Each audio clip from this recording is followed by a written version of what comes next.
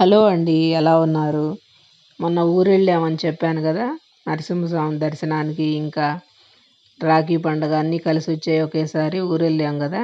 అప్పుడు ఆ రోజు ఇంకో పని గూడా ఉండే అండి.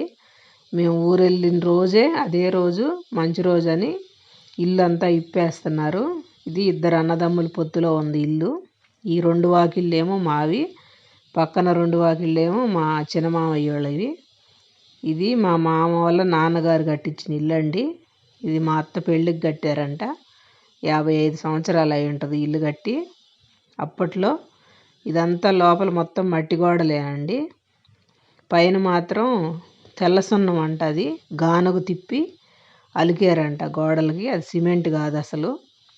ఆ మట్టి అంతా రాలిపోయి, ఆ సున్నం రాలిపోతే మా వాళ్ళు అక్కడక్కడ మా పెళ్ళప్పుడు అలా సున్నం అలికారు సిమెంటు గోడలకి.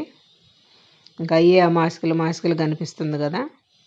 ఇంక ఇవన్నీ బరిగొడ్లకు తాళ్ళు, ఈ ఎద్దుల చిక్కాలు, అవన్నీ మేము పొగాకు వేసేవాళ్ళం. మా పొలంలో అంతా పొగాకు శనగలే పండుతాయి. ఇంక ఇవన్నీ పట్టలు అవన్నీ మా మామ ఎవరికి ఇవ్వడు, అన్నీ అలా దాచుంచుతాడు, ఏది ఇవ్వడు ఎవరికి. ఇవి సెల్పులు అనమాట అప్పట్లో. ఈ పక్కనే పూజకి రూమ్ ఉండే, అది పడేశారు.